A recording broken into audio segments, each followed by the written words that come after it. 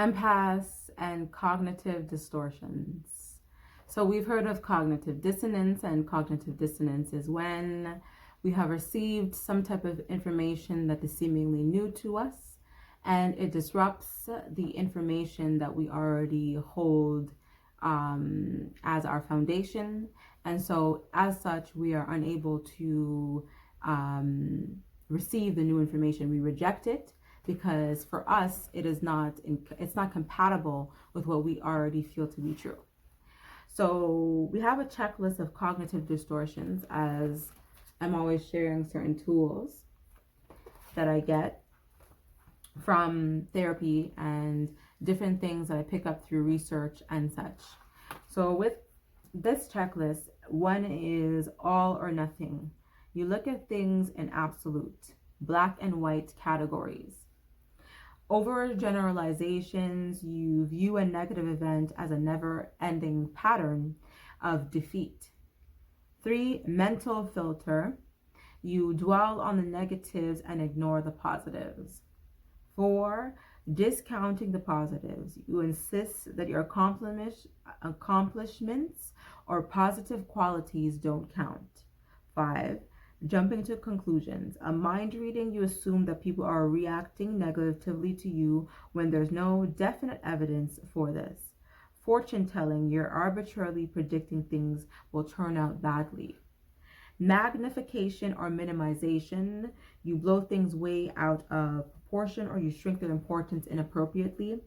And emotional reasoning, you either reason from how you feel, how you might feel like an idiot, so I must really be one, or I don't feel like doing this, so I'll put it off.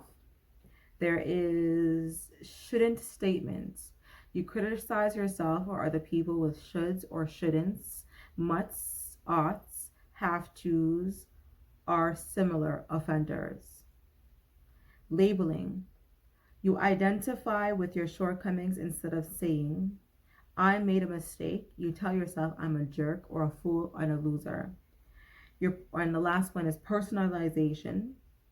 You blame yourself for something you weren't entirely responsible for, or you blame other people and overlook ways that your own attitude and behavior might contribute to a problem. So why I wanted to talk about cognitive distortions is because we often can have distortions of what is actually happening. As you know, on this channel, I'm always talking about the context, and this is why. Because as human beings, we tend to get upset, put in between the lines our own interpretation of what's happening. And we turn to attach our own feelings and vibration to what's happening without question.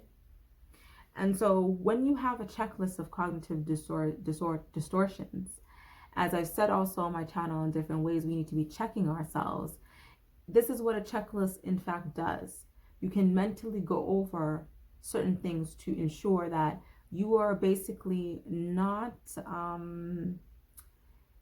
as I say, running away with things, in the sense of you have completely allowed yourself to take one thing and then magnify it to being something else that is actually not that, because you haven't gone through your mental checklist to see if perhaps you are making something bigger than it actually is.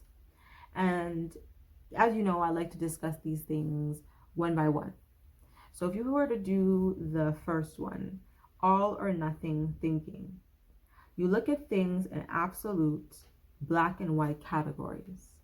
So if you're a kind of person that you tell people that you expect something to be this way and you don't have any room for it to be any other way.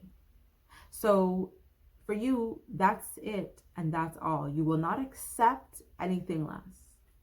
This is an absolution that for you cannot be broken.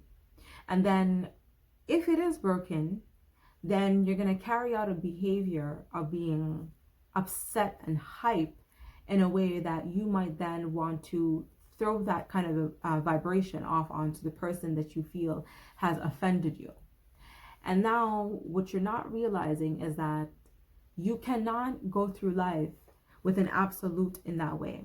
The same way that you have your free will and your free choice, and everybody else in the world has their free will and free choice, you have to have room for allowing yourself and others to have their free will and free choice. So when you're dealing with absolutions and in your thinking, you're feeling that there's absolutely no other way that this can be, then that's exactly what's going to continue to show up and manifest in your life.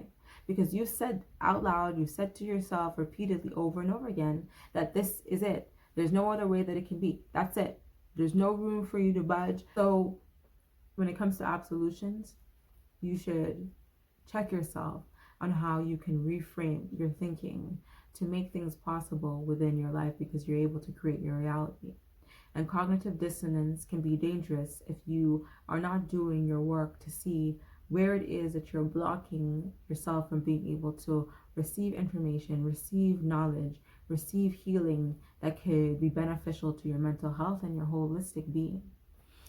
And so, as I always say, I want to thank you for watching, and I want to thank you for being. And remember, if there's anything that I've said here that has resounded for you, subscribe, like, share, and comment. And as I say, turn those notification bells on so that you know what's happening when it's happening. We can keep connected in these solution-oriented dialogues, as well as powerful beings. Embrace your nature. It has the roots to heal you.